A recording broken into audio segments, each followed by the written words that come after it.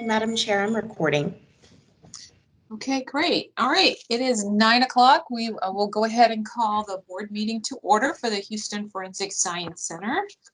Good morning, everyone, and happy holidays. This is our last board meeting for 2020, and I'm sure we're all very happy to see 2020 go in just a couple weeks. Drink to that.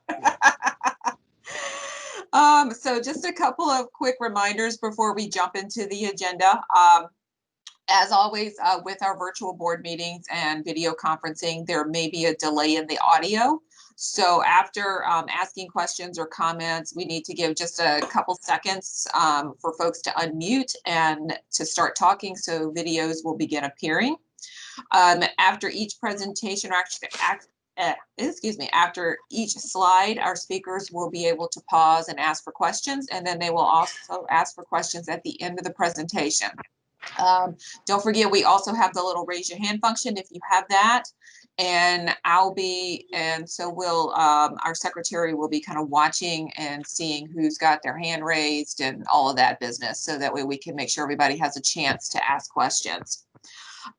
Let's see, if we lose a board member, I will be interrupting the speakers, so you guys be aware if I cut you off, it's not that I'm being rude, it's just that I'm trying to make sure that we ensure that we have a quorum and make a note if someone leaves the meeting for whatever reason. And let's see, I think that's about it. So, Madam Secretary, could we have the roll call, please? Yes, ma'am. Chairwoman Mitchell. Here. Vice Chair Lunchke. Here. Director Vasquez. Director Hilder. Present. Director Medina. Here. Director Blansett. Director Cohen. Present. Director Moore. Director Moore. Present. Director Huff. Here. Director Calabrese. All right, thank you. We do have a quorum. So today, the HFSC board meeting today is being conducted by video conference. This meeting is being held in compliance with Governor Abbott's suspension of certain provisions of the Texas Open Meetings Act in response to the COVID-19 public health emergency. The board is mindful of the health and safety of its members, staff, presenters, and the public. So we are utilizing video conferencing today in an effort to help slow the spread of COVID-19. Okay, moving on to the public comment portion of the meeting. We are providing 2 ways for the public to comment during this meeting in accordance with the Governor's Office directive. First, the board meeting notice provided an email address for members of the public to send requests to speak during the public comment period. Those requests had to be received by HFSC by Thursday, December the 10th at 9 a.m. Madam Secretary, did we receive any requests for comments by email? Madam Chair, we did not receive any requests for public comment for this meeting. Okay, thank you. To make sure that we're giving the public every opportunity to participate in the meeting, I will also open the floor now to provide time for anyone from the public who has joined this video conference and did not sign up in advance. If there is anyone who would like to speak at this time, please unmute yourself now and state your name. Each member of the public will have 3 minutes to speak. Is there anyone on, Madam Secretary? No, Madam Chair, we do not have any members of the public on this call today. Okay. I will leave the public comment period open for a few more minutes just in case there's anyone who is having difficulty joining the meeting. Okay, moving on to agenda item number 4, which is the meeting minutes from November 13th. At this time, please take a look at the meeting minutes. We need to let me know if there's any corrections, and then we will do a voice vote for the approval of the minutes. So I'll give everyone just a second just to do a quick review of the minutes, and then I'll entertain a motion. And Madam Chair, if I may interrupt, I believe Yes. Director Vasquez just joined the meeting. Director Vasquez, I just want to confirm that you're on the call. Yes. Thank you, Anna. Welcome. Glad you could Thank join you. us. Thank you.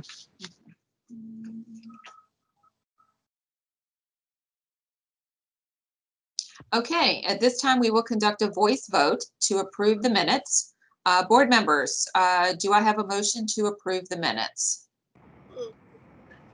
So Okay, moved. Director Moore made the motion. Second. Okay, Director Hilder seconded. All in favor, say aye. Aye. Aye. Anyone oppose? Okay, the motion carries unanimously. Thank you. On to item 5 is the chair's report. I really don't have much to report this month. The college was busy, but as far as exciting things with HFSC, we've been receiving Dr. Stout's weekly reports. And so I think we're pretty much up to date with what's happening in terms of testing and all with our staff. So I think we will move on to item number 6. As our corporate officers and staff members present today, many of them will share their screens as they speak with us. When that happens, the videos will go to the bottom of the screen if you're on a computer. If you have the virtual raise your hand function, we can use that again to ask questions or give comments. If you do not have that, our presenters will make sure that they pause frequently so that everyone has the opportunity to ask questions or to make comments. As a reminder, again, there may be a delay in the audio, so please be patient, and I will make sure, and so will our secretary, will make sure that everyone has a chance to have their voice heard. So item number 6 is our report from Dr. Stout, our president and CEO. He will discuss technical updates, outreach efforts, staffing changes, other corporate business. Dr. Stout. Good morning, y'all. Let me get my screen shared here. And that. All right, y'all should be able to see my slides there. Yes. All right. Okay, so let me get that out of the way. Typical picture of our overall turnaround times, completed reports. Amy will talk a little bit more about this. Excuse me, Yes. Peter. I don't know Yeah. what I'm doing wrong, but I just have a blank screen up with your initials on it. I can't see the image. Hasn't loaded for you yet? No. Give it. Does everybody else see it? Yes, Yes. Dr. Stout, I can see the screen. Okay. Yes, I can see it. Phil, you might need to step out and come back into the meeting. Huh. Okay. Sounds like it's local on your end. Yeah, actually, let me just try it on my computer as opposed to the tablet and just continue. I don't want to hold you up. Let me see Okay. if I can get it that way. Okay. Thanks.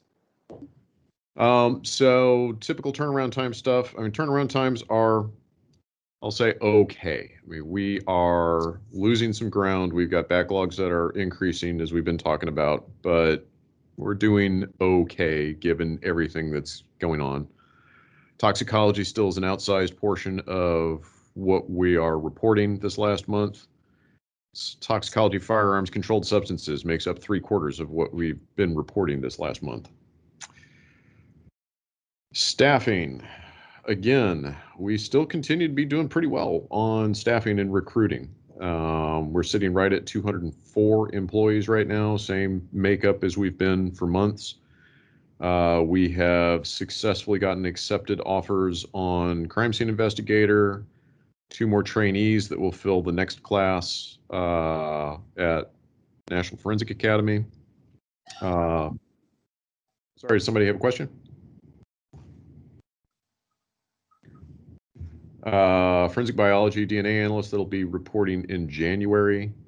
And we've had some internal promotions of a new latent print examiner trainee who was a latent print processor, is now moving on to become an examiner, and 2 latent print processors that will come in.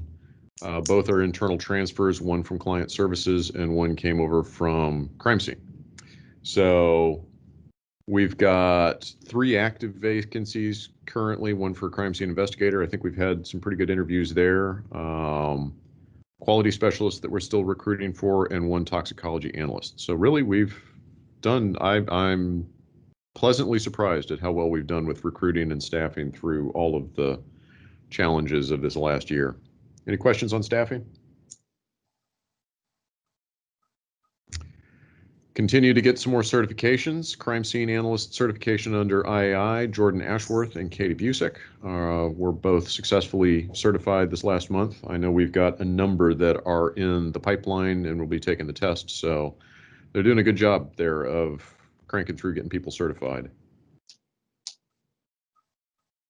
Outreach stuff that I was involved with. Met and toured the laboratory with a defense attorney from Fort Worth, who's particularly looking at hemp and marijuana issues. We had a couple of folks that actually came in and filmed some for career exploration video series with Fort Worth ISD. Apparently that is something that the entire ISD is involved in. Had an analytical chemistry class virtually tour from Rice University. And I participated in a panel discussing hemp and marijuana testing issues at the Texas Marijuana Policy Conference. So I was on discussing with a couple of other commercial laboratories that do testing from the agricultural side and hemp testing. So it was kind of interesting to have that discussion about testing issues in hemp and marijuana. I won't read through everything that the staff has been doing, but the staff have continued to increase the amount of stuff that they have been doing. Lots of different school efforts. It's one of those small bright spots out of all of this is the increased virtual presence has increased the number of opportunities that staff have been able to have interactions with school groups and all levels and all over the country. It's been kind of nice to watch. Any questions so far? I like the Skype a scientist. That's kind of cool. Yeah, Skype a scientist. That was kind of cute, wasn't it? All right. So the main thing I wanted to chat with you all today about is some technologies we are hoping to bring on soon for crime scene. It's been pretty cool starting to get going with this stuff. These are some of the first tools that I have started to feel like might actually really help CSU be able to get on and off of scenes quicker and actually get better information and documentation off of scenes at the same time. So we are in the process of validating. It will probably be early next year, calendar year. But we certainly are trying to get this stuff in place as soon as we can. So just so you've got a picture of what happens currently. Right now, as with many crime scene units around the country, it's a manual process. They use tape measures and laser measures and reference points and do manual sketches of scenes. And then we have a product called Scene PD that's a software tool that lets them turn that manual sketch into something neater, more organized, that actually is what goes in the report. So you can imagine it's pretty time intensive. And you really only have recorded what you measured, which they can spend a lot of time measuring stuff at a scene, but there's always that risk of something that becomes important later that wasn't accounted for at the time you're looking at the scene. It's always that risk, and that then risks having to go back to a scene, attempt to find something if it's still available, or if the scene has been moved or rained on or damaged, you might not be able to. So this is always a balance of trying to capture everything you can at the scene, but you can only capture so much.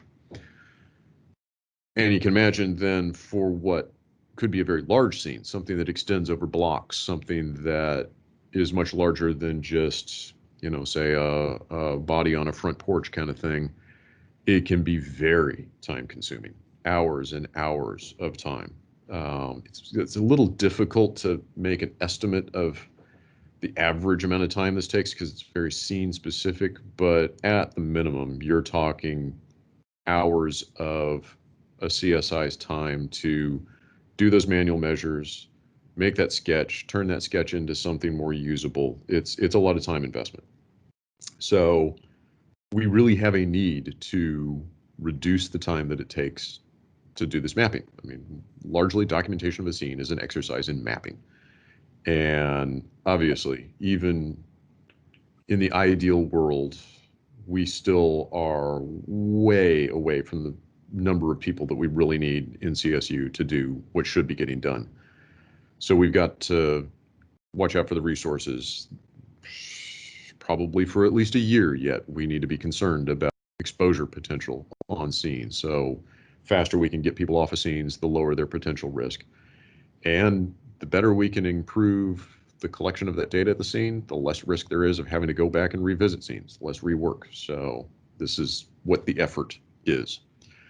So here's typical example of the kind of manual sketch that you do at the scene. So they've got measurements that they've made with tape measures, optical measurements that they're using, reference points to position things on that scene.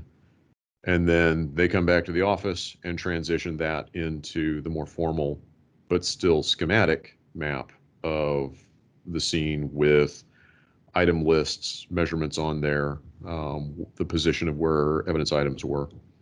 It works.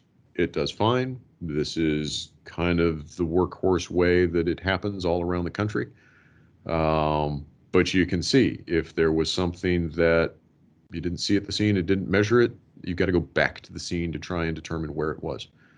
And this takes, I think you can start to see real quick, this takes a lot of time to do this. Any questions on kind of how we do stuff right now?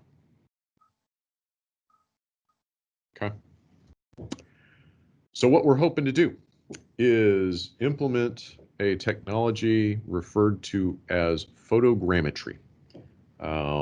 Big word for what ultimately is a fairly simple concept.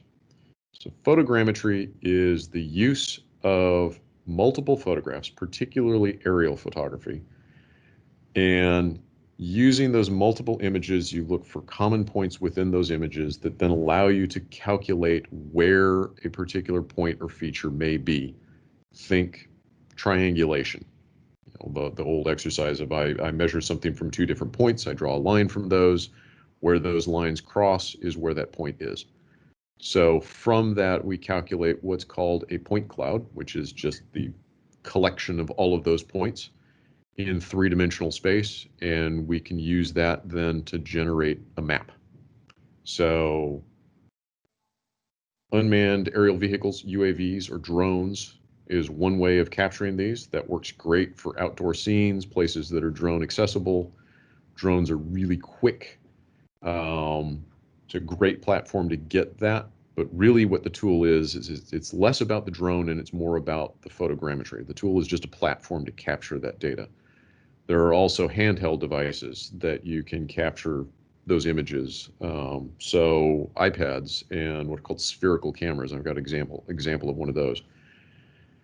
We currently use a product called Faro, which is the commercial product for what's called a LiDAR scanner. LiDAR uses a laser to make those measurements.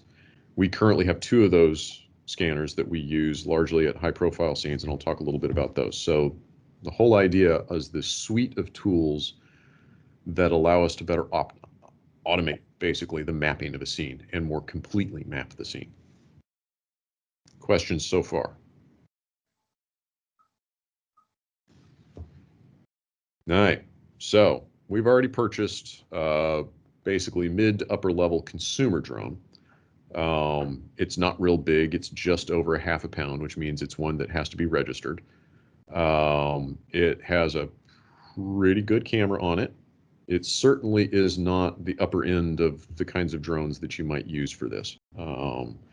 If it's a DJI product, DJI is the predominant commercial manufacturer of drones. They certainly have a corner on the consumer drones. This one is a Mavic 2 Pro. So for comparison, Washington State Patrol has a fleet of 120 of these Mavic 2s. The only ones they use are Mavic 2s.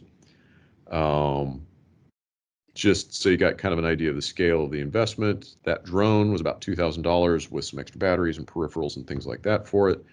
And then we also got a pretty beefy laptop to run the software. That was about $5,000. So this is really a pretty small investment to step into this. We're not talking drones that are tens of thousands of dollars. And I don't know yet on the computers whether we would buy multiple of those. There is a cloud platform, and we're assessing which is the better way to do this. Is it more the on-premises on the laptop, on the cloud? This is stuff we've got to learn. We will be flying this drone. There's a whole bunch of requirements around operating the drone and operating the drone in and around the downtown area. There are controlled airspaces that we have to have variances for and things like that. We will be flying under what's called a Part 107 authorization. So we have FAA licensed operators. Right now we just had another CSI get his license. So we've got 2 within CSI, and then I've got an intern that's helping with this that's also FAA licensed. So we can keep CSU working on stuff while we've got somebody to help with the bandwidth to do the validation.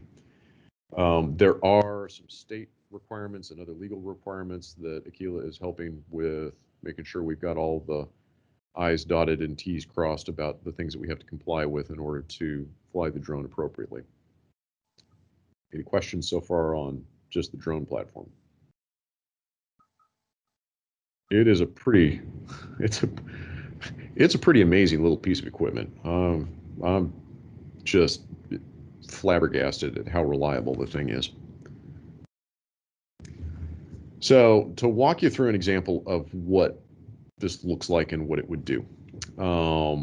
Things we do over Thanksgiving. We toted a mannequin out to the middle of nowhere over some private property and flew the drone around to map scenes. So here is just Google Maps satellite view of the area that we set up a scene. This particular view is of the graphical user interface of the cloud interface. This is what we've already talked with HPD about, delivering these models and maps to them this way. It's really user-friendly and allows them to switch between the 2-dimensional and 3-dimensional views of things. It's got a lot of power to it. So the drone actually has a application that automates the pattern that it flies. So we don't even have to try and manually pilot the drone. It basically is programmed to fly a pattern that accommodates all of the things that are needed for the suite of images to be taken. So it flies this grid pattern. It's actually a double grid, so it goes both horizontally and vertically and laterally across the scene where it is. This was about 120 images that it took. That entire flight took about 10 minutes. So you start to see really quick the potential for this to speed things up at the scene. There is a real chance you fly that drone for 10 minutes, you walk away with enough data that you have completely documented any potential measurement at that scene versus hours walking around with a tape measure. So that grid of images, if you think about then how we process that. So this is actually the view inside the local software because it gives you some views of things. Those images are taken by the drone flying. So it flew 35 feet above the ground in this particular instance. The blue here is where the theoretical position of the drone was. The green is where it actually calculated out. We were flying this particular mission with a 20-mile-an-hour wind. Objects in the way, like trees and stuff like that, will make the drone not necessarily hit exactly where it was intended to be, but you can see the image that it took is here in this green frame. So within that image, there are features on the ground that the software can identify. This particular one was looking at a bloody knife that was part of the mock scene that we set up. And light that's reflected off of that can be thought to be a ray that comes off of that to the position of where the camera was.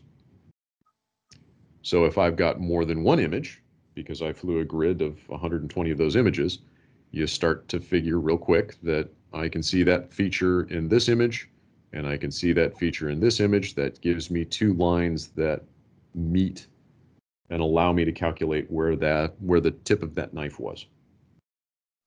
Questions so far?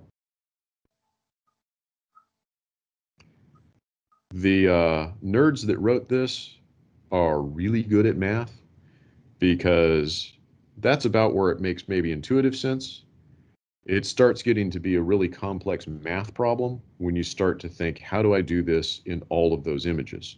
But conceptually, you think there are a number of those images that that particular feature appears in. So now I've got, in this case, 41 images that I can use to calculate where that point was in space. So the stuff that looks like ground here is actually all calculated from the data of these images. So those 120 images are really the base data. Everything else here is a derivative calculated model from those data. So just to give you a sense more though of, the flat is kind of difficult. This is a calculated video that you can render out of that model. So there is that array of 120 images. The red ones were actually over a tree and they didn't calibrate appropriately. You can see even here the deviation in the flight path over the tree. So those didn't become part of the model. And there's quality metrics that run in the back of this about how many you have to have calibrated and how many images. But you can see that array of images covers the data that then the ground there is calculated from. And I can calculate now a three-dimensional aspect of this, but the trees aren't there because the trees are really difficult for the software to handle. So it basically just removes the trees out of the model. So the idea of this scene was, is we have a victim who's over here on the wood pile and some other items of evidence as we fly through. So all of that is virtual. So there's our victim at the other end. We can also take those same data from that 10-minute flight and about an hour's worth of computer time and look at it as a two-dimensional map. So you could think of this as a means of replacing that scene PD map that somebody had to tote a tape measure around and then sketch it out and then spend time on the computer drawing it out on the CAD computer. This is the scene that was flown. So part of what I'm trying to get you to see here is when I take that scene and overlay it using the georeferencing data that was collected by the drone, it references almost exactly with the Google Maps version of that satellite image of the area. So not only are we getting stuff within the scene, but we are able to position the scene on the planet pretty darn accurately. And if you zoom in on that, the resolution out of that camera is pretty startling. In these models, we put measurement references, and this is what we're talking about as we generate SOPs and how we will generate these models typically, is that we have a measurement reference that we put inside of the model, but that flag is 2 feet on a side. So the line that I put on there is a calculated value based off of all the data that were collected that comes out at 2.03 feet on each side. So the data we've seen so far, the variance away from the actual measurement is less than 1%. It is just kind of astoundingly accurate what these models are producing. You can see here we had a blood stain. There's some other items of evidence that are marked there. Between those two flags was measured on the ground at 38 feet 10 inches. That came out to 38.84 feet, which is almost spot on 38 feet 10 inches. Basically, any points I can measure in that. I can measure areas, I can measure volumes. All of that is possible off of a 10-minute flight. Okay, so that's the lateral stuff, but if we look even in the three-dimensional model, set a vertical measurement reference in the scene.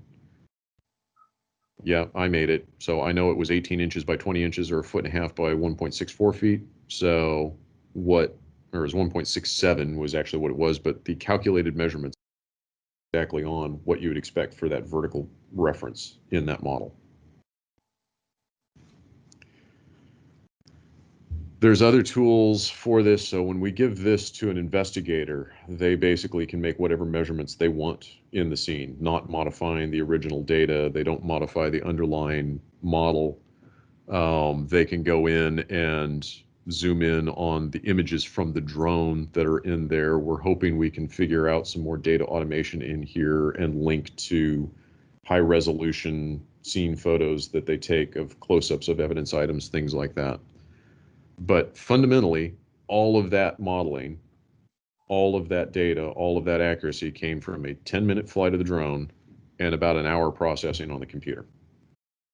That is really exciting as the potential to save CSIs an immense amount of time on the scene and come away with better data. Questions so far? Director Moore, looks like you stuck a hand up there. How much time does it save in collecting the data on the scene? So I would estimate a scene like this that had 22 items of evidence was about a 100-foot long scene, maybe 2/100 of an acre kind of area. If they were going to really adequately document that, CSI probably would have spent 2 or 3 hours doing the measurements, certainly another hour or so drawing up that map. Versus what may really be the possibility in this is the CSI on the ground drops the yellow flags to mark the items of evidence, set up and fly the drone, maybe 20 minutes for that, with all the flight time, preparation, getting the drone ready to go, collect up the evidence, put it in a bag, and walk away. All the rest of the data processing and any measurements that they would make to set this up as a report for the investigator can be done back at the office.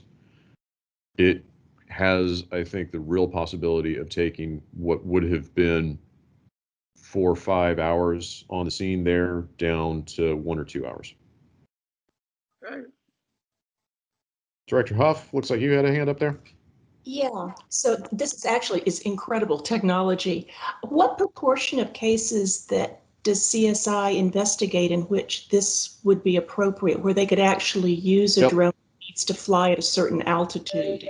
And things Jerry aren't. might, yeah, Jerry might have a little better answer to that. I mean, certainly this, we can't fly the drone inside. There are places where we've got overhanging trees, too much of a canopy really to be able to effectively fly the drone. We're going to have to learn some. But I don't know, Jerry, out of what we've got, what do you think? Well, predominantly most of the scenes we do respond to are outdoors and are a good catalyst for us to be able to deploy the drone. The restrictions, of course, will have a big impact on our ability to fly this as often as we would like to. But as we move into the program and ask for these special waivers that allows us to be able to fly in some of these restricted areas, I can actually see the drone being deployed even more than we anticipate starting off with. But like I said, most of the scenes we work are outdoor scenes and could very easily be worked with the drone. Does that answer the question? Yeah, I guess I was just wondering how much, where you have things like Peter was saying, under a canopy or, in a carport or something like this. I was just curious. And for that, we do have other alternatives. We can resort to either the Faro or this 360 scanner that Peter's going to also introduce. That's another option, as well as just basic sketching capability like we do now. Okay, thanks. Yeah, so this particular drone that we have is not waterproof. So we can't fly in any damp conditions. And the Part 107 authorization has a restriction. We can only fly between dawn and dusk. We can apply for a waiver on that, but then we also, and this is something we'll have to figure out, of adequate lighting to be able to photograph a scene. It's not impossible, but there's some things to work out. So certainly at the start, this is going to be clear day kind of scenes as we start to learn And this is also part of why, we got one drone, we got one good drone, but it's not maybe an ideal drone. So we've got time to learn on this and see and adapt before we start investing further.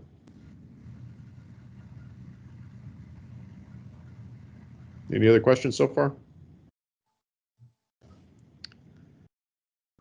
So scalability of this is also pretty astonishing. We were trying to figure out, okay, so this is great on a little scene like that. How big would be too big to really do this? The property that we were out at over Thanksgiving was 142 acres.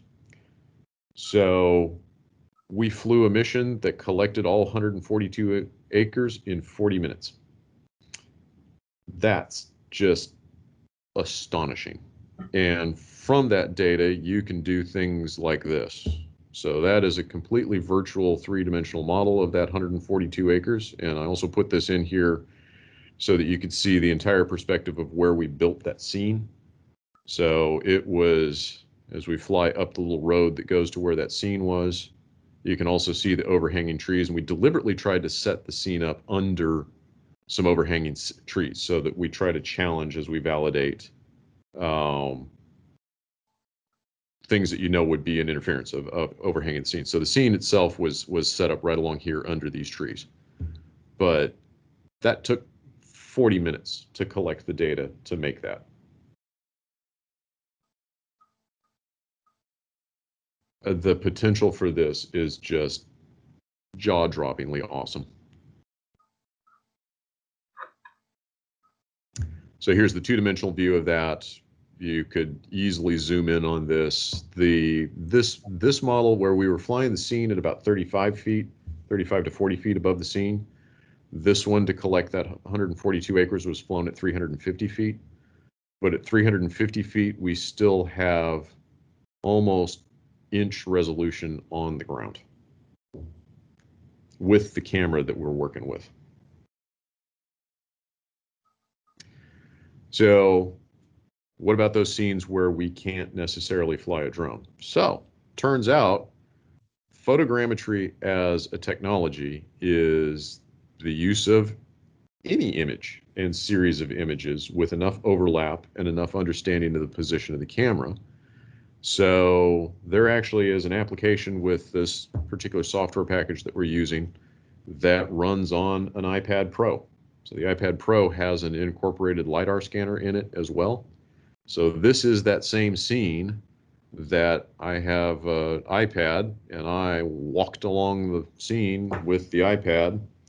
It took, I think, about 200 images.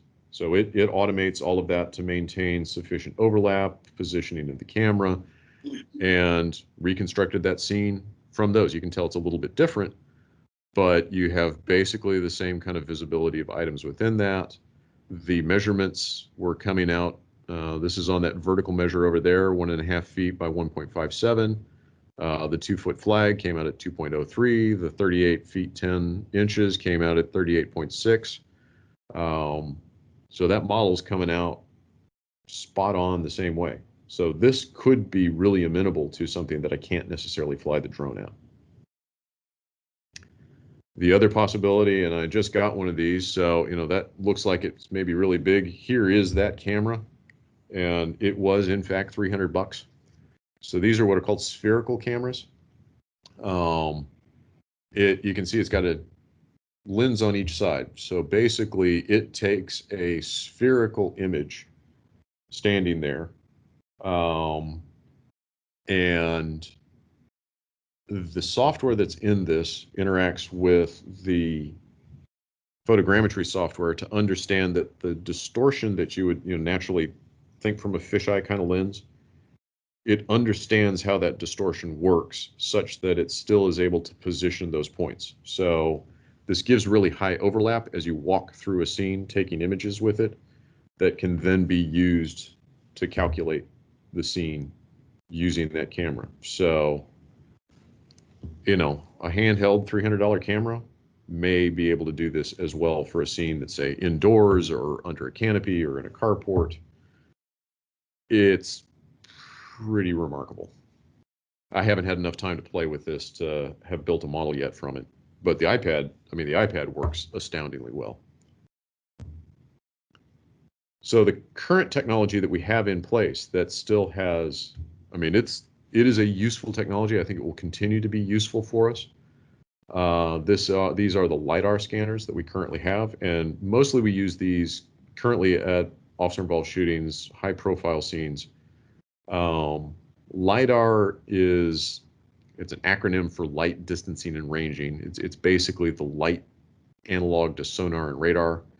It has a laser that it sends out and uses that laser to measure the distance to a point. So while the mechanism's a little different, the math is a little different, you basically end up in the same place of a three-dimensional model that you can render and navigate through, just like with the photogrammetry. Part of the difficulty with the LiDAR scanner is now you've got this scanner that you've got to pick up and move to different points in the scene. Each scan takes 8 to 10 minutes. So if you have very many scans, it starts to become more of a time-consuming thing on the ground. The laser that it uses also doesn't reflect off of glass and water, so there can be items that you would commonly find at scenes, at a bayou or all the glass buildings downtown, that can make some of these data more difficult. But it works really well indoors. It can produce really good data. You get the same kind of two-dimensional map. So there were multiple scans that were taken at this scene. You can see this is inside the gas station. Here's the canopy of the gas station where the pumps are. Out here's the street. So if we look at this particular scan point, you get this kind of model from that scan point. Obviously this one was at night, so there's one of the advantages of the LiDAR. It can be used at night. But again, you've got the same kind of point cloud. I can make measurements from basically anywhere to anywhere inside of this model. Here's the scan from inside the store that's assembled from images that were taken as well as those LiDAR measurements. So it's a very similar kind of model that gives an almost complete rendering of what the scene was at that time. Any questions about that? I just want to comment that it seems to me with the maximum utilization of this technology should certainly impact your staffing needs. Are you looking at a plan like that, since we've been short of help for quite some time? Yeah. How will that impact your budget needs? Well, it makes it more possible to suffice on what we've discussed. So trying to add the 6 CSIs a year, we get as much as we can out of those 6. If you'll remember in that plan, we were talking about budgeting for expanding the number of LiDAR units that we have and the drones that we have in order to have the equipment for that group to use. We're figuring this is one of the tools of how we even try to survive. Good. Very impressive. Stacy, you got a question? I do. This is pretty exciting. I don't know very much about photogrammetry and the science of it, so this is probably a dumb question, but how accepted is photogrammetry in court? Because obviously, with the scene photographs and all, they may be presented in court with measurements and all of that and the math and everything. It took a while for DNA to be accepted. So, has photogrammetry, has this process and all been presented before? Have there been any challenges that you know of? Good question, actually. Not a silly question at all. Oh.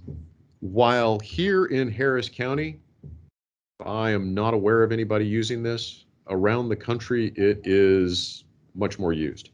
Probably the predominant place in the forensic world that you see this used is in crash reconstruction. It's actually come to be pretty commonly used in vehicle crashes and reconstructing vehicle crashes, because you can obviously collect all the information of skid marks and all that kind of thing. A couple of different agencies now around the country that use drones in crime scene. Alameda County Sheriff is one of those. They have 70 drones. Now their drone program manages drones that are used for crime scene and crash reconstruction, and within the police agency for surveillance and things like that that you use drones for. And talking with them, they have found it. They've had very minimal challenges to it at all. Pix4D has had a number of cases they've been subpoenaed to come testify on. They have never had to come testify about the underlying software mechanics and things like that, because I think this is, while it's one of the challenges with LiDAR, juries can even understand LiDAR. So the fact that this is constructed from pictures, images, photos that people are more familiar with, I think they understand it better. So what we're intending to do is have validation data. We have work to do with CSIs for them to be able to explain this stuff. Honestly, even today, walking through this, you all are part experiment here of how do we work through what that explanation is for a jury to then help train CSIs on how to explain this. What are the parts that need to be there? How do we make this as intuitive as we can? But we would not be the first using this in court. Okay, thank you. I think Director Cohen and then Director Vasquez. Yes, thank you. And I thought it was an extremely interesting presentation. I'm amazed by the whole thing. Did you, I think I heard you say that the drone can't operate in fall weather, in rain? Yeah, this drone can't. There are drones that can. This It particular one. It seemed so shocking that it could do so many things. And, you're telling me that if it's up there and you're doing something and it's, it starts to rain or drizzle, or it's moving through an area where rain does start, that it's going to be grounded. Yeah, there are drones that are weatherproof and can fly in wet conditions. This particular drone can't. It's basically, if you look at it, it's got, they're remarkable little motors that run the propellers. These things spin at 5,000 to 6,000 RPM. But when you look at the little motors, you can see basically all the electronics of the motor are exposed. So you get any moisture in one of those motors, you risk a motor shorting. And if a motor shorts, you're going to lose one of the propellers and it's going to start tumbling. So the drones that are more weatherproof, they have more shielding around those motors. They're more expensive. Okay, thanks. It just seems surprising to me. Thank you. Director Vasquez, I think you had a question. You're muted.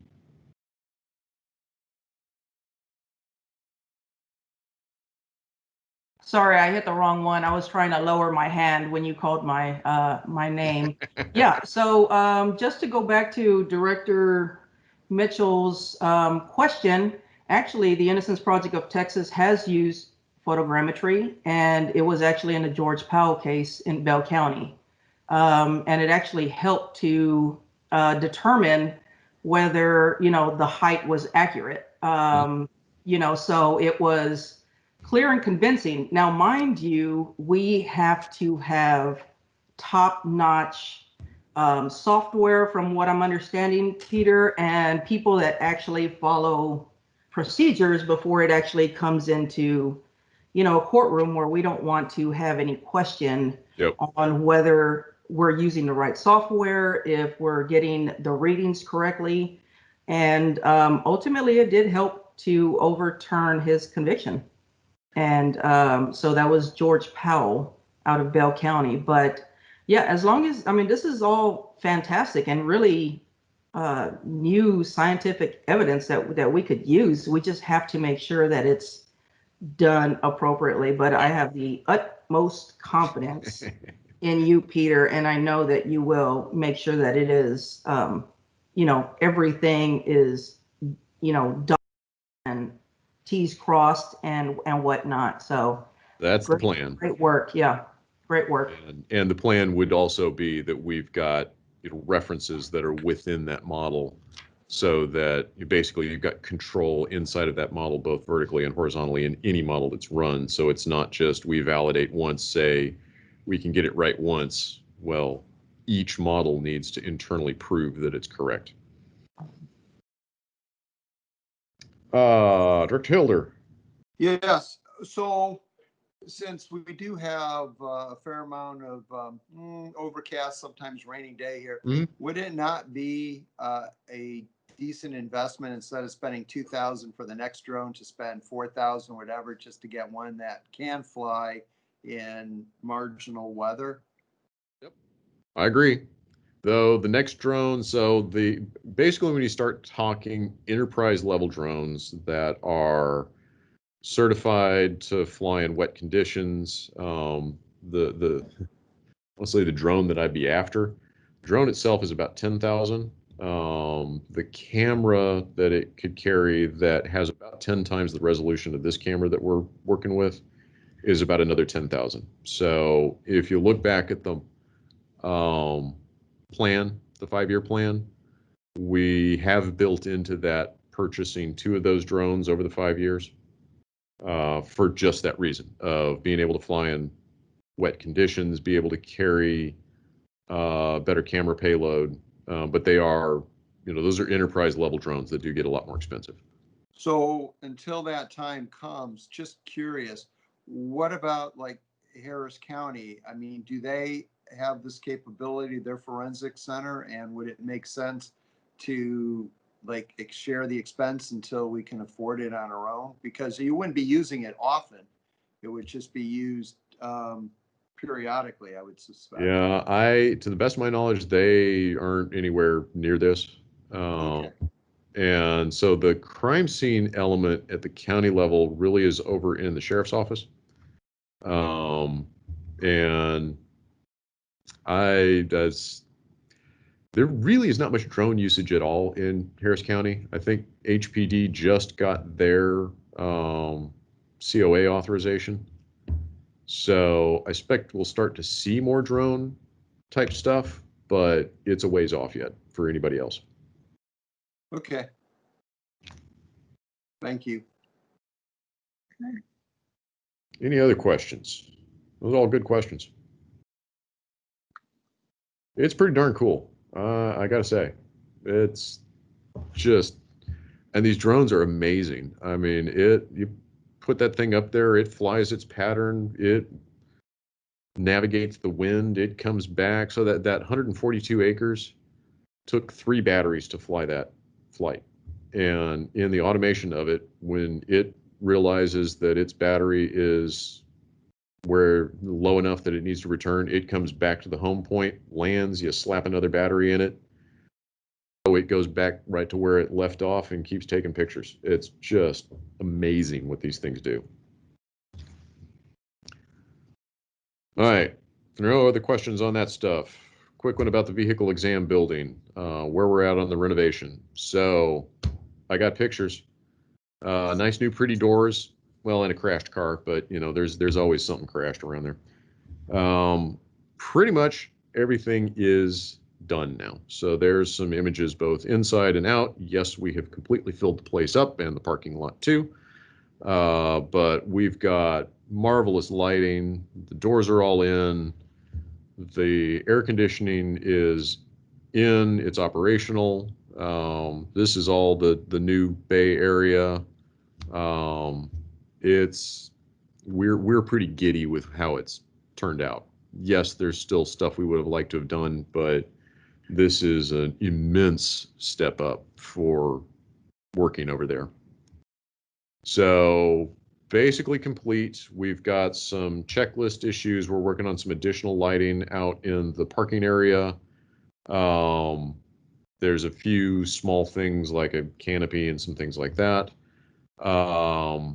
The IT connectivity, our interim solution that got completed earlier this week. So the security keypads and cameras are operational over there. The final solution is on track to be completed in January. Remember, we had It's much more complicated in what we're trying to do connectivity wise there, to establish more redundancy for 500 Jefferson using what they call path diversity through the VEB. But the interim solution is up and working, so we're operational over there. Project budget, we will probably get within about $300 of the project budget when we finish off the last of the lighting and a couple other small things. So we've pretty much been right on budget with it. And we'll have that completed here by the end of December, which was the hard deadline with the federal money. So I don't expect to give anything more than maybe a couple $100 back to the feds if we've got to give anything. But it's turned out nicely. We're pleased with where it's at. Any questions about the VEB?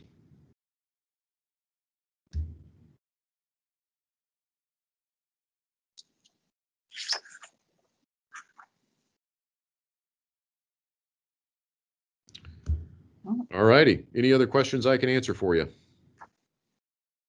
I don't think so. Will you just send congratulations to Jordan and Katie on their certifications from us? I will do that. That is, again, a great accomplishment to become certified in your area, which is just shows their commitment, Yep. which is exciting. Also would like to welcome Mr. Daryl Davis from our technical advisory group. He is a mainstay on our calls, and just welcome him. And we're now moving on to agenda item number 7, which is our operations report from Dr. Amy Castillo, who is our Vice President and COO. She will discuss a review of the turnaround times, backlogs, and a seized drug section highlight today. Good morning, Dr. Castillo. Good morning, everybody. Can y'all see my screen okay? Yes. Yeah. Okay, thank you. I'll get my mouse in the right spot. Okay, so for the company overview, Peter had already mentioned we did see some of the we've been seeing some of the backlogs increase as we're still dealing with the challenges of COVID in the lab. I'm going to point out this month where we really saw the increase is in some areas where we're talking about and we expect. One is CSU and their reports. We know that they're absolutely slammed right now at scenes 24/7. So clearly there's a struggle in getting the reports done when they get back. So we did see an increase there in the backlog in the past month. The other place is latent prints. Again, an area where we just started off the project, the Lean Six Sigma project, and they actually just passed their first toll gate, which is Define. They've done a ton of work, but you can also see in what they presented to us yesterday, it's an intense project that's going to take quite a bit of effort from the staff in the section to complete. And so we do expect to have some capacity struggles while we're in that project. However, even from seeing what they presented yesterday, I can see that this investment is going to be very worth it and what they come up with at the other end to help us in that section. The other area is toxicology, the drug screening, which again, I'm not sure if you recall, but when we've talked about the toxicology 3-year plan, when they do blood alcohol testing, when that's negative, the result is a drug screening request. And so we know as they ramp up clearing out the blood alcohol cases, going to create more drug screening requests. And so we do expect as the one backlog goes down, the other to kind of take its place for a little while until we get more staff trained. I'm going to go into more detail on that in our next board meeting, because the highlight for the next board meeting is to go through the backlogs and the timelines. And then the area is seized drugs, which we're going to talk about today. Their backlog is not large. However, we're not used to having a backlog there. And so whenever there's increases, we see it in the overall. The one other update I wanted to give you on this slide, even though we'll be going in more detail next month, is on biology. We did mention in the past board meeting, we had one of our DNA analysts transition into the training coordinator position. The reason this happened was kind of the cascade of when we promoted the training coordinator to the technical leader. It's really good news for the section. She's doing great in that position. However, that took away a DNA analyst from all of our backlog plans. And so that end date, if y'all recall, was originally November of next year, when the section would have 0 backlog. That's not just SAKs, but 0 backlog. That was shifted 2 months. So now it's in January. of 2022 is when we're anticipating, without being able to replace her right away, what that's going to do to our projections.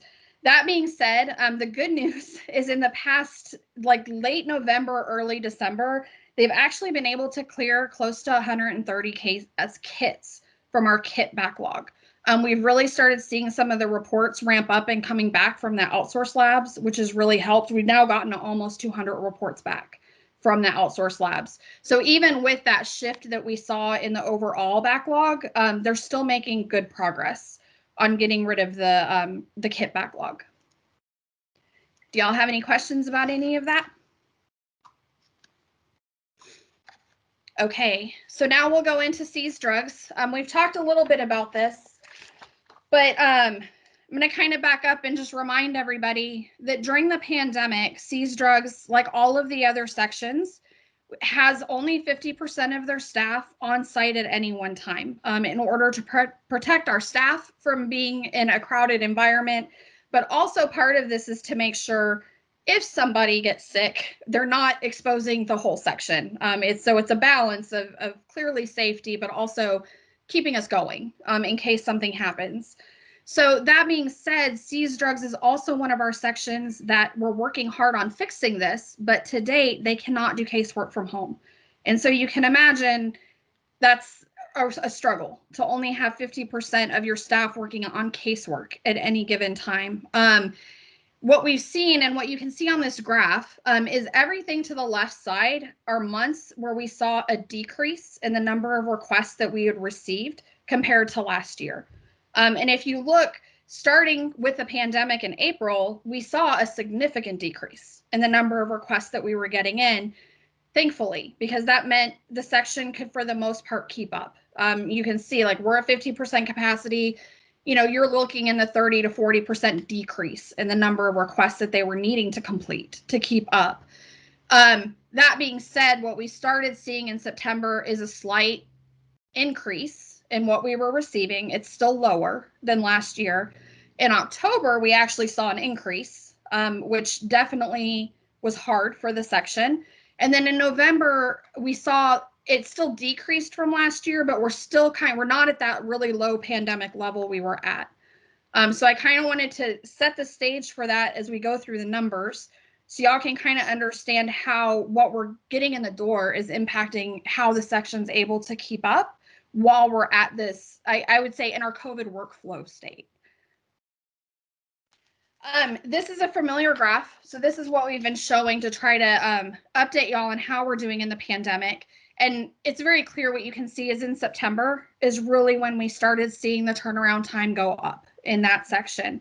If you recall from the graph before, September is when we had a shift in the amount that the requests were decreased. We also shut down for Laura, which really impacted this section. And it's been hard to recover from that, especially when in October, we had that 13% increase, even though we still only had 50% of staff on site.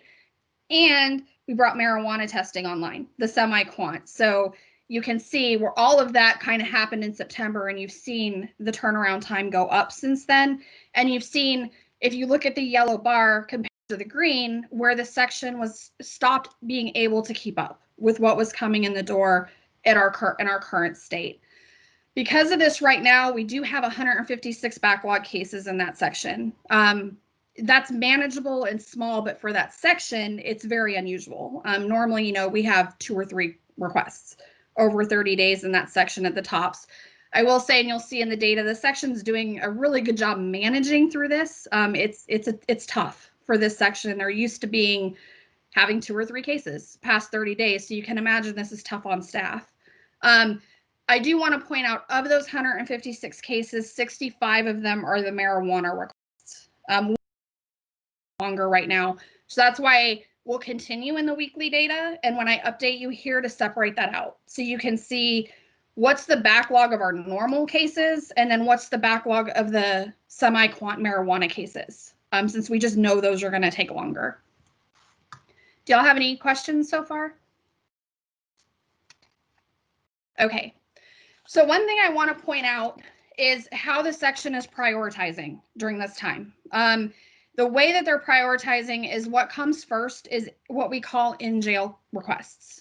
When requests come in, they're marked as in jail, which means the defendant is in jail right now. Those requests are prioritized above everything else. We know from history in Houston, there's a reason why we have no plea, no lab, no plea in place, but it also means there's people sitting in jail waiting for our results in order to resolve what's going on. And so those are what's being prioritized. What you can see is through August, those were being maintained at an 11-day turnaround time. In September, we saw a bump up to 14 days, but they've been able to keep it at 14 days. Even while the overall, if you look at the pink bar, the overall turnaround time has been increasing more than that. But because they're prioritizing these cases, we're maintaining those at a 14-day turnaround time. And that's what the section continues to plan on doing. And they always work with the stakeholders to make sure that they know where we're at on these cases and that we need to know that it's this type of case so that we maintain that service to the community.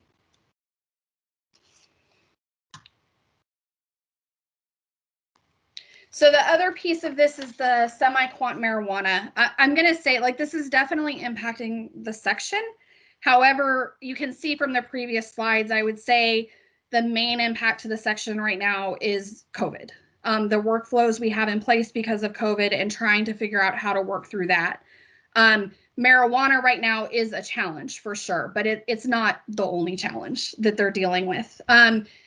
This is just to show you, since we brought the testing online, the requests that we've gotten for testing. So you can see in September and October, when it first came online, we got quite a few requests for this kind of testing. November, it went down. It's hard to tell right now if that's a trend or if it's gone down. I will say, looking in the month so far, month to date, we've received less in December than we did in November. So I'm a little hopeful that maybe, you know, we had kind of this bolus of requests come in when it came online, and it's going to steady out a little bit. So you can see that. You can also see starting in October is when we started getting these requests out the door. We're still a little slow in getting the requests out the door. It's still a new process. And I wanted to kind of explain some of the other challenges that we have and why it's slow. One is right now we have one instrument that is validated to carry out this testing. The reason we have one instrument is because we don't want to take resources away from all the other testing we need to do, like the in-jail testing, all of those other requests coming through. The other reason is we're really still trying to figure out, as you can see in the numbers, what does this look like long-term? Are we going to be getting 20 requests a month, or are we going to be getting 40? It's just too early to tell. And so we're really trying to balance our resources and make sure we understand the problem, or not problem, before we react and before we take resources away from somewhere else to deal with it. I will say the one thing with the one instrument is it does take about twice as long on instrumentation to run these marijuana samples. It takes about an hour as compared to 30 minutes of all of the other types of samples we run. And so it's not just we have one instrument, it's a slow process to do this testing.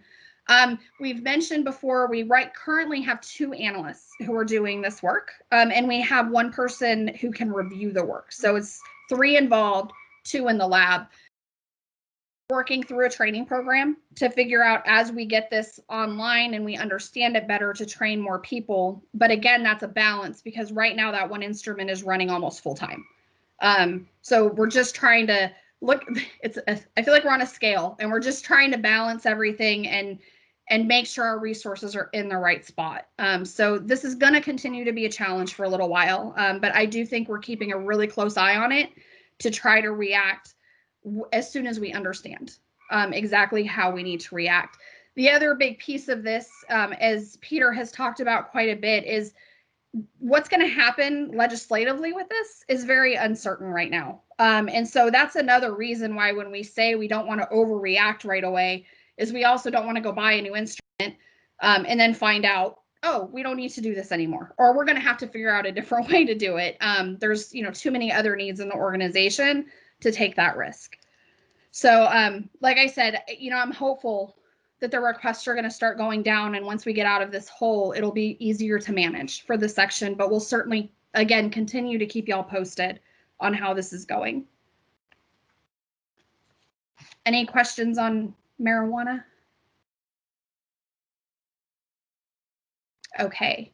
So we are trying to do some stuff. We're not just totally watching this happen. One piece is that this week, the staff all were assigned laptops from the care money, which those laptops will enable them to do more review work from home. It's still going to be limited how much casework they can do, but just as an example, right now, they're on site 50 hours 1 week, and their focus is lab work and getting reports written so that while they're out, their partner who's on the other team can technically review those cases, which is a required piece of our process. It's where somebody's making sure all the I's are crossed, dotted, T's are crossed before that case goes out. Right now, what happens is, there's this quick correction you need to make, but they have to wait until the week after to make that correction.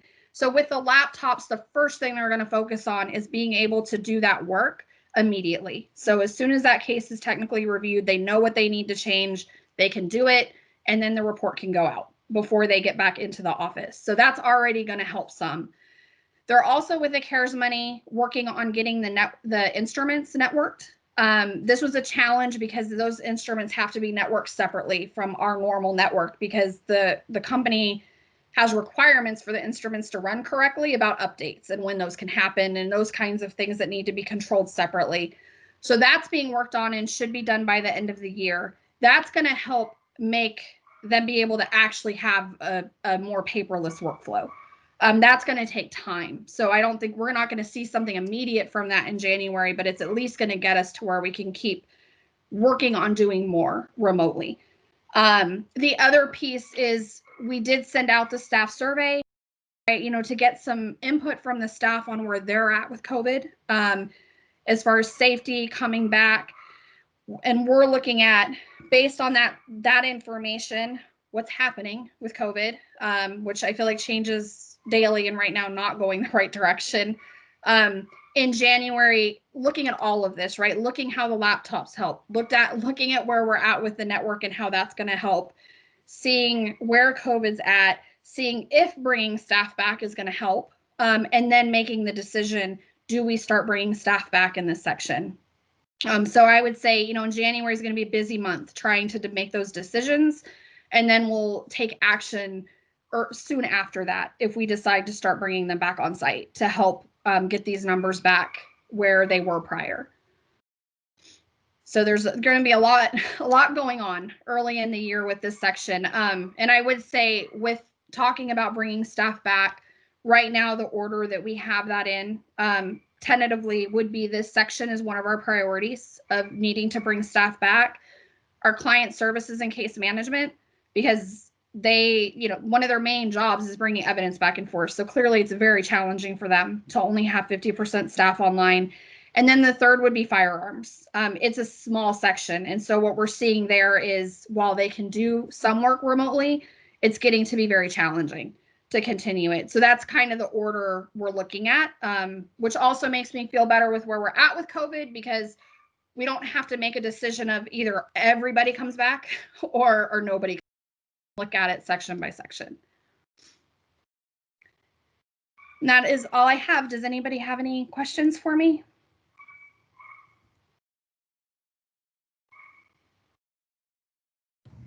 Doesn't look like it. Thank you. Thank you.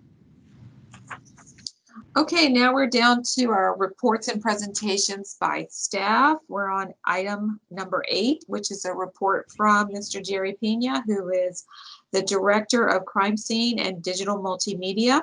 He is going to talk about evidence, personnel adjustments in the crime scene unit.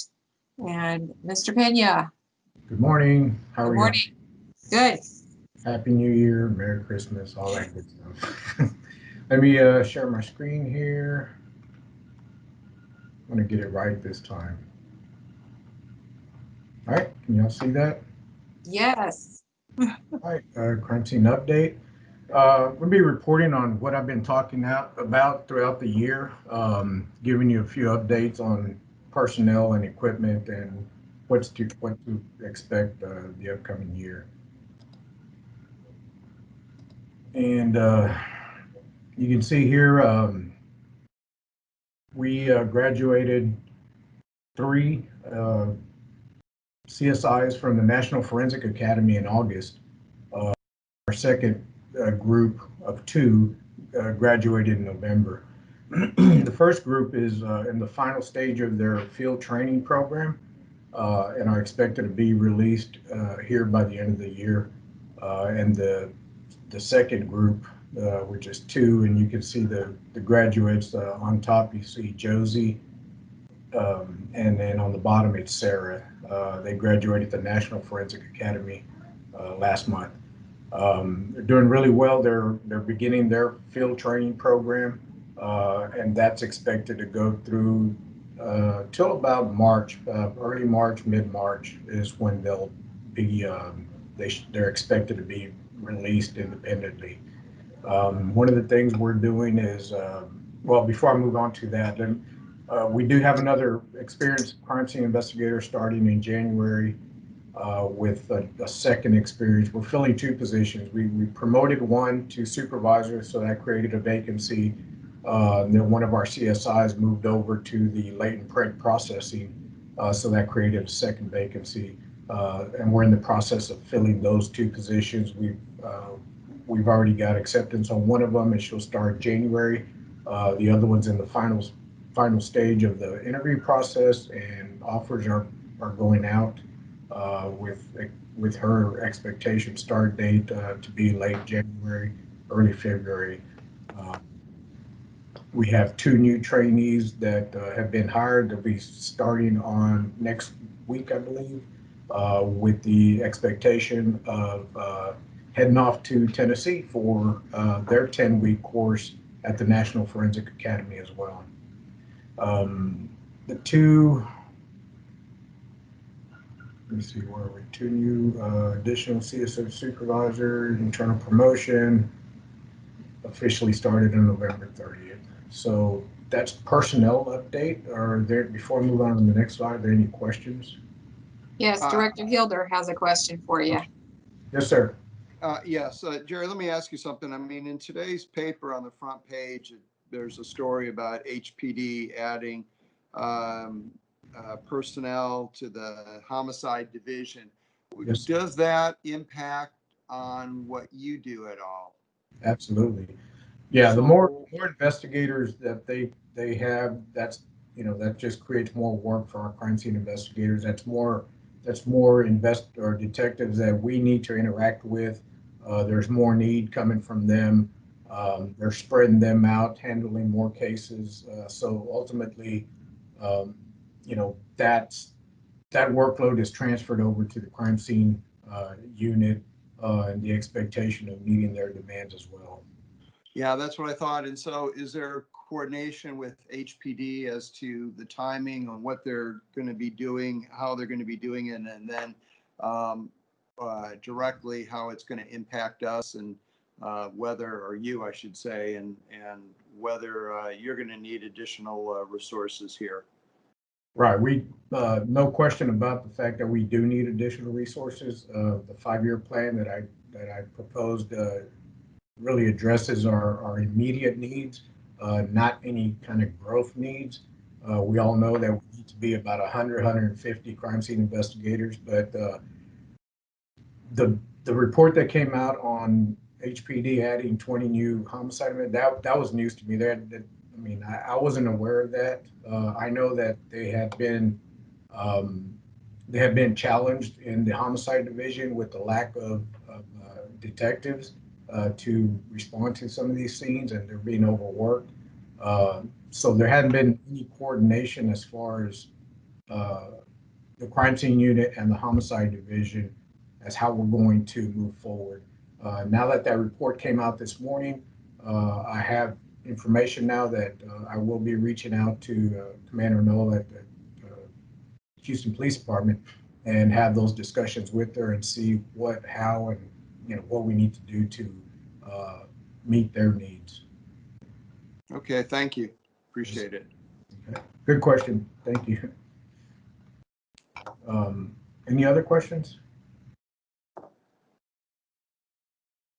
All right, let's see here.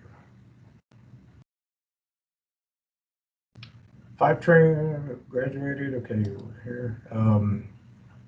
December 7th, the newly promoted supervisor, which was Amanda Jardine, one of our crime scene investigators, was promoted supervisor.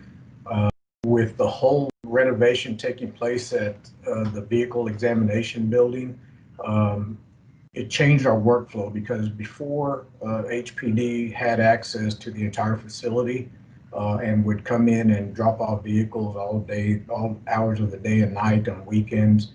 And they would do that by going to the HPD property room, picking up a key to the vehicle examination building, escorting the tow truck driver with the vehicle, and then they would allow access to the vehicle, the record driver to drop off the vehicle inside the bay.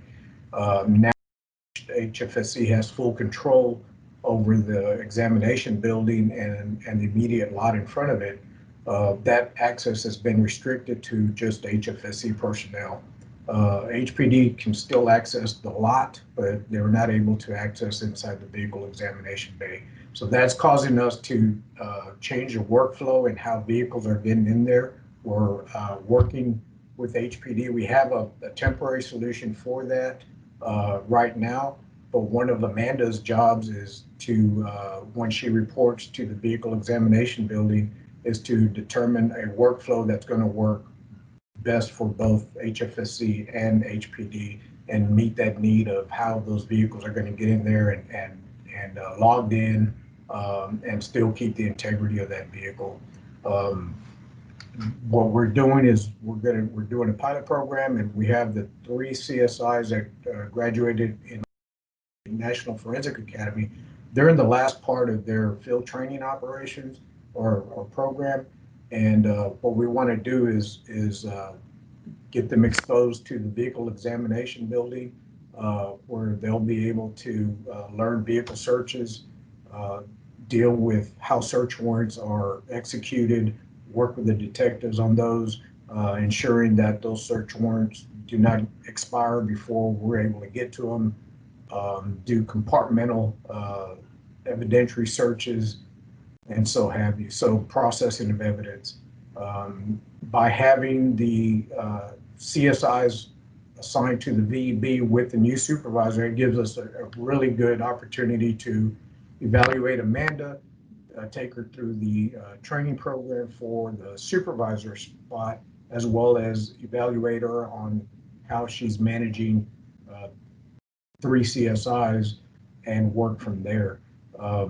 This also in turn gives the existing CSIs a break from having to process vehicles at the vehicle examination building and focus more on scene work and actually completing their reports in a timely manner. As you know, I've been reporting year-round that the vehicles going into the examination building has been on the uprise month after month this whole entire year, and it hasn't slowed down.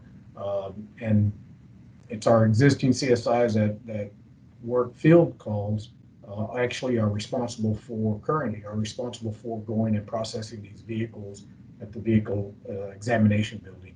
So by having these 3 CSIs, that's going to free them up from that responsibility. We'll try that out for the next 3 to 4 months, see how that works out. And if it works out as we anticipate, then we'll probably in turn implement some kind of duty at the vehicle examination building while we still have an influx of cars coming into the vehicle examination building. Does anybody have any questions on that slide? Okay. And my last one is the update on our vehicles. We received 4 new vehicles. 3 of them have been outfitted with campers, shelving, lighting, and what have you. Next week, they will be going in for the graphics, and you'll see they'll be marked up with, they'll be wrapped with our logo and our typical crime scene identifiers on the vehicle. We have another vehicle that's that we're currently waiting to schedule the install on the camp with the camper and the shelving and the lighting and the graphics. We have 2 more in back order that we should get by February, and then we have our last order that will be placed in January for the last 2 vehicles that will replace all our HPD fleet that we currently have. So with all these vehicles by June, HFSC will have our own fleet that we own and not have any HPD vehicles in our fleet at all. We should be totally done with HPD fleet by the end of June. And that's pretty much the update I have for you. Next month, I will be reporting on the multimedia lab and giving you a full update on the UFED program. We're hoping that there's some upgrades to that program that I'll be able to report to you all that we're now doing iPhone 11 and above, some of the newer technology that's out there, which currently I reported last month, we don't have that capability right now. UFED doesn't offer that. So next month I'll be having some more, an update on that and giving you more information on that. Does anybody have any questions for me?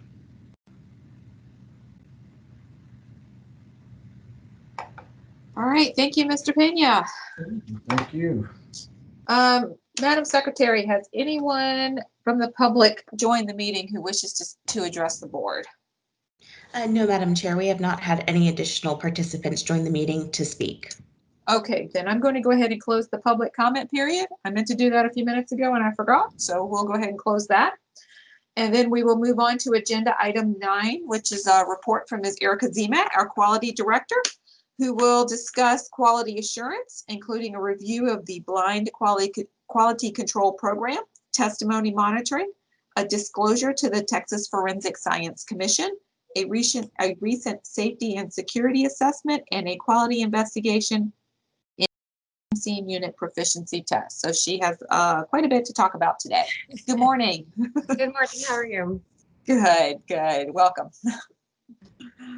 For starters, let's take a look at the summary from the BQCs, or the blind quality controls, that were submitted in November, last month. If you remember, in October, we did not have a latent print blind verification submitted. If you recall, I think I phrased it as we would try and make up time in the air and submit 2 for the month of November. We were able to do that, and so that will help keep us on track with our yearly goals. But as you can see, other than that, we met all of our monthly goals last month for blind quality submissions.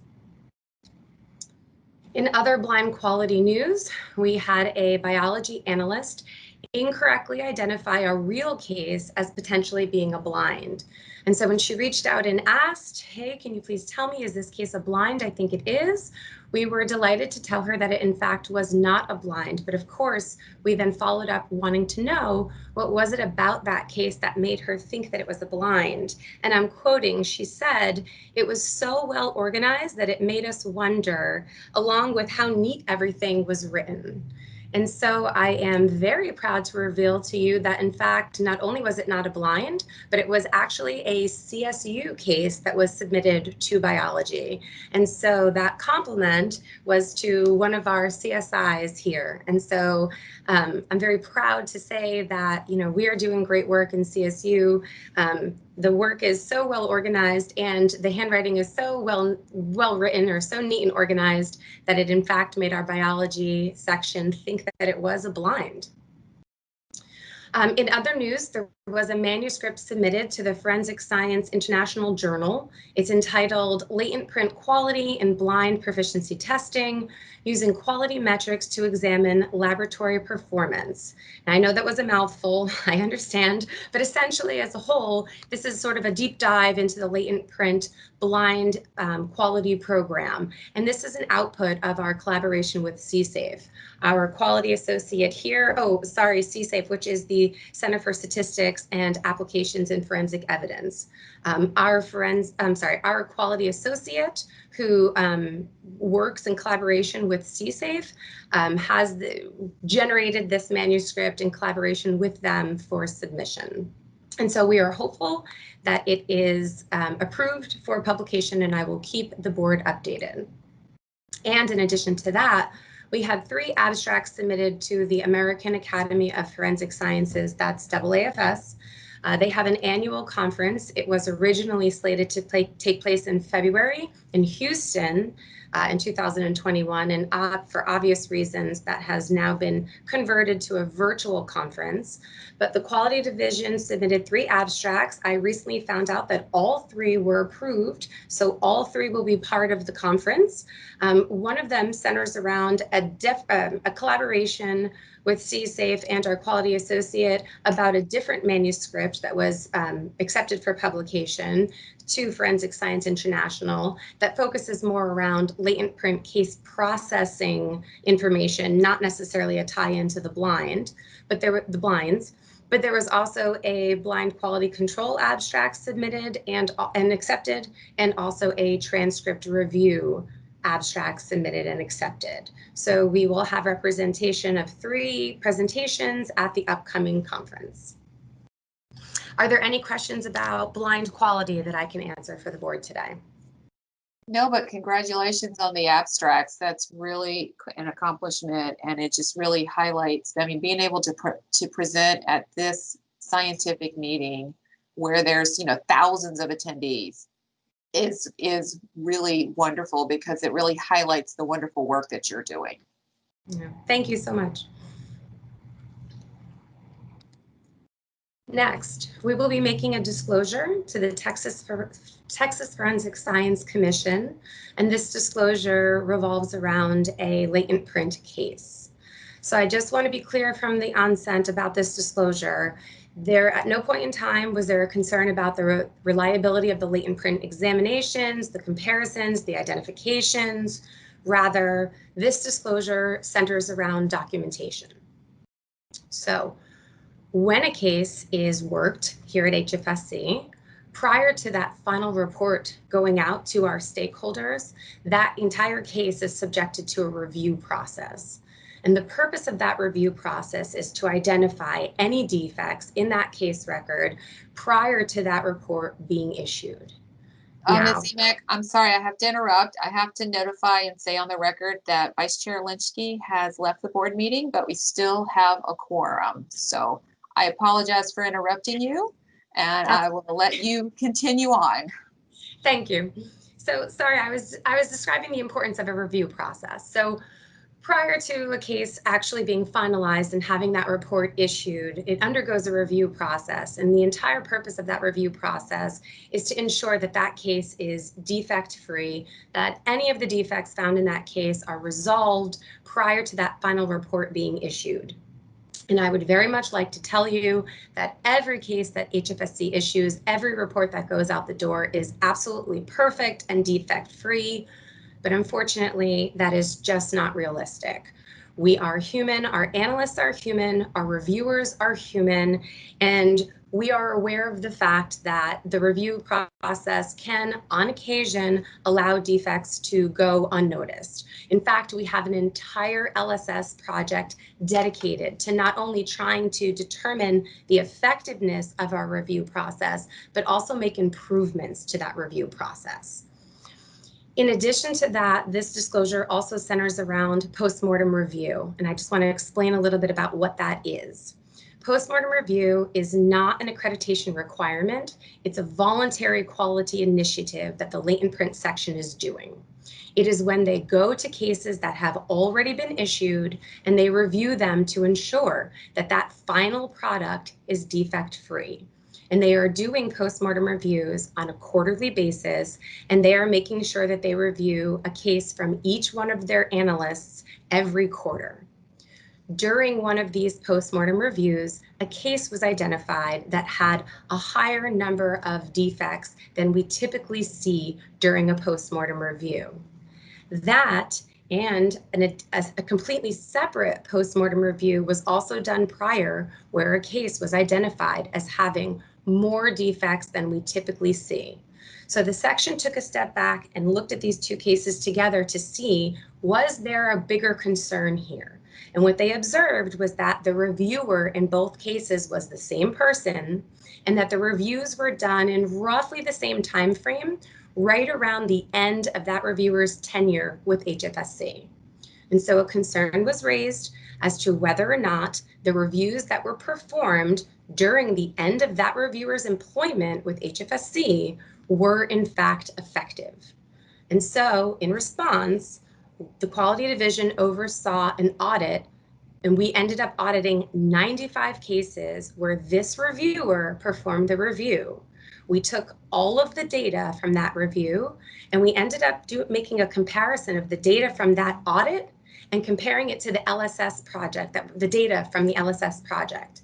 And ultimately, we determined that the reviewer's effectiveness is on par with that of other reviewers in the section, and that there was not a systemic concern, revealed, if you will, sorry. So also in a completely separate but very related piece, the analyst from that original case self-identified with struggling with the documentation side of latent print examination, struggling with the technology involved in those examinations.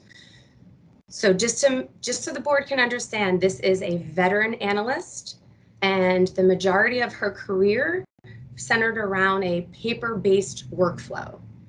The latent print section is entirely paperless. They are entirely electronic.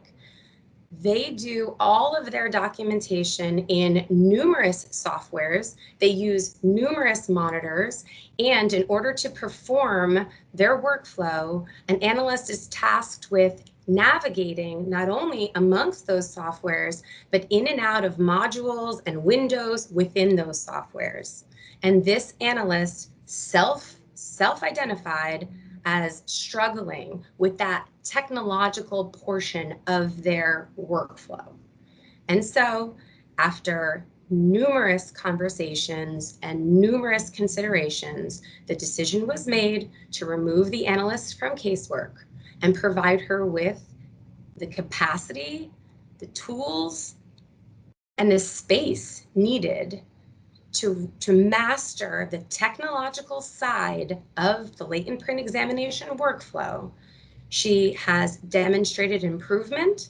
She has been reauthorized for casework, and her progress is being continuously monitored by the section as we are continuously generating that data as far as defects are concerned from all of our review process.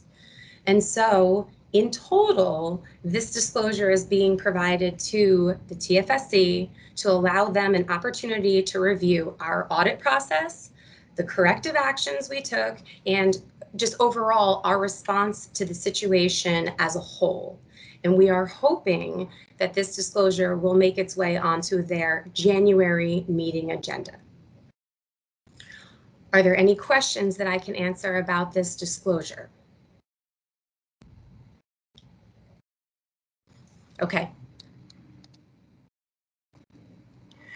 We recently had an accidental shotgun discharge in our firearms sections, and thankfully there were no injuries. The technician who was performing the examination of this shotgun had the shotgun pointed in an upward direction and away from all staff, thankfully, and that's our standard protocol. But to be clear, this shotgun was determined to have been rendered safe by the Houston Police Department, and the technician who was performing this examination also believed this shotgun to be safe. Now,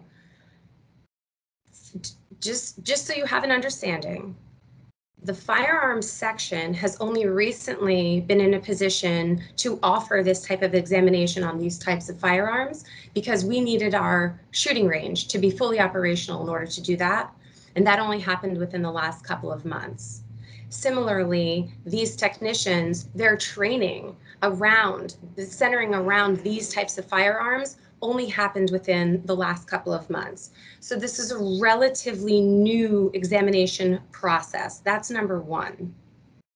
Number two, we have coordinated with the Houston Police Department, and we have recognized that there was a need for additional training. And we've confirmed with them that that additional training has already occurred with their technicians, the people who at the property room accept these firearms and are able to determine them to be rendered safe appropriately, and also additional training needed for our technicians and our CSEM, or our Client Services and Case Management section. We recognize that within our training process, we did not include this specific kind of a concern within our training, and we have since gone back and offered supplemental training to ensure that our technicians have the knowledge and skills they need to perform this examination with the utmost safety. And so, all of the actions taken so far and whatever additional actions are taken will be included in our corrective action report. Sorry, one additional point I wanted to make about actions that we've taken so far. This section has already implemented the change that all shotgun all shotgun examinations would now take place in the shooting range as an extra layer of precaution when handling these types of firearms. And so all of the actions we've taken so far and what other further actions we decide to take in response to this will be included in our corrective action report. And so I'm going to provide a picture that I am hoping will help me explain to the board what occurred in this with this firearm. So on the left-hand side, the one that is circled in green that says safe, what you see highlighted there is known as the follower. Being able to visually see that follower helps a technician ensure that there is not a projectile in this weapon. However, the image on the right, which is reflective of what happened in this case, the follower was not able to be visualized. Instead, a void was seen where that follower should be. Seeing a void where that follower should be may be indicative of the fact that there is a projectile in that weapon. And in this instance, it was. Throughout the course of the technician's examination, that projectile was essentially dislodged. And ultimately, when the functional testing was performed, that it was discharged because that projectile was now in a position in that weapon that it was able to be discharged. And so, as I said, we have done supplemental training, additional training, not only here at HFSC, but also at the Houston Police Department to ensure that our staff can identify when a weapon has not been rendered safe and take the appropriate steps to ensure not only their safety, but the safety of everybody around them or involved.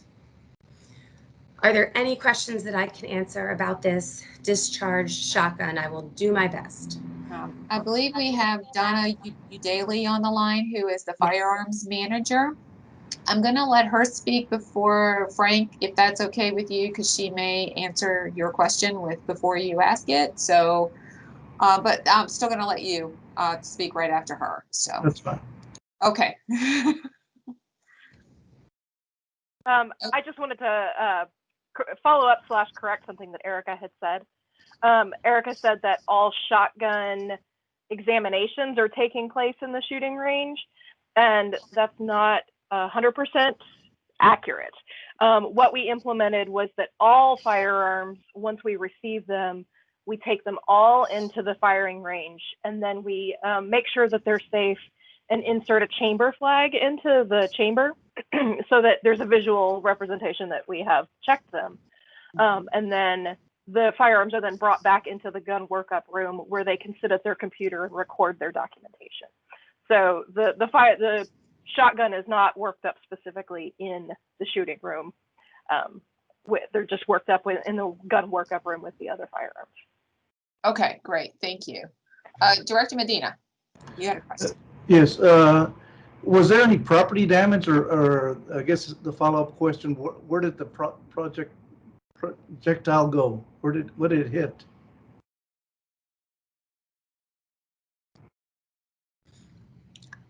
I can answer that question. Sorry, Okay. Donna, I didn't know if you wanted to field that question. I mean, I have pictures somewhere, but I didn't know if you had pictures in your slideshow of the damage. I do not. Yeah, we the projectile hit some ductwork in the shooting room, and so there's a hole in the ductwork. I actually don't know if it's been repaired yet. I'd have to follow up. I haven't been on site much, Lou. It has been repaired. Okay, Okay. there we go. Yeah, there's a bit of a dent in the concrete behind it and a hole through the ductwork. Okay, great. All right. Okay, sorry, All if right. there are any further questions, are there any further questions, I guess I should have said, about the shotgun or the discharging of the shotgun? I don't see anyone else's hand is raised on the list, so I would say no. Thank you so much. For internal audits, we recently had our first safety and standalone, I should have said, safety and security audits. If you recall, this was a continuous improvement recommendation based on a previous safety nonconformance. And I want to just say from the onset, there are no concerns for our staff's safety and security that were determined from this audit. Essentially, what this audit was looking at both our safety and security manuals and going through the manuals line by line and determining, are we saying what we do and are we doing what we say? And if there are instances where we're not, pointing those out and allowing a resolution for those to occur. And so actually there's a correction to this slide. The final report has now been provided to me for signature. There was 1 safety finding and 4 security findings. But again, there is nothing that is of any kind of a severe nature. So for example, just to provide you with an example of what kind of findings we're talking about, in the security manual, it dictates that any badge access, any badge cards, any requests for those badge cards or changes in security access need to be documented on a very specific form. It's the badge access form. We are no longer using that specific form. However, all of our requests are being documented. They're just not being documented on that form. And so again, there's a disconnect between how the process has evolved and what the manual says. And so we've provided this information to the safety and security teams so that they can take a look at these areas of disconnect and then resolve them as needed, as appropriate. Are there any questions I can answer about the safety and security audits?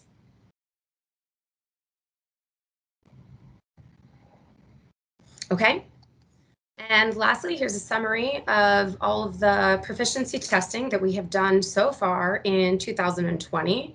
And if you recall, we had a CSI who obtained non-expected results in one of their external proficiency tests. Now, I know that I communicated to the board last month that I had hoped that this investigation would be wrapped up by today's board meeting, and unfortunately, that did not occur.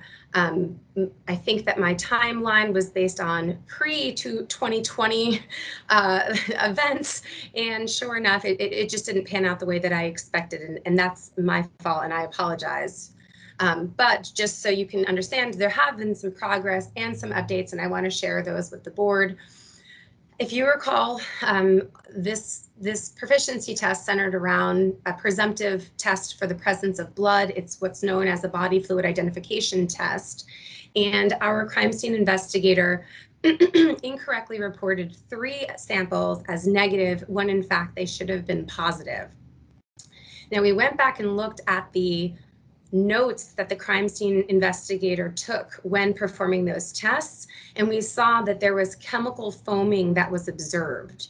And so that is not typical as to what would happen. In fact, I have performed this very similar test thousands of times in my career. I have never seen chemical foaming. So this highlighted something else is going on here, and the quality division is trying to ascertain what that is.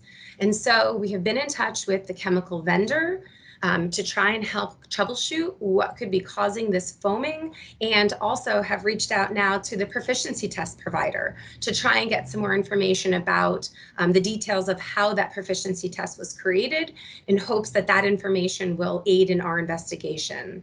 But in the meanwhile, the crime scene unit has taken that chemical test out of service. We're basically going to walk away from that particular chemical test, like that batch, if you will, of that chemical test, and order fresh chemicals and start from scratch as far as, you know, all of our CSIs are concerned. So we will continue our investigation, and I will update the board with our progress on our next board meeting. Are there any questions that I can answer about this proficiency test?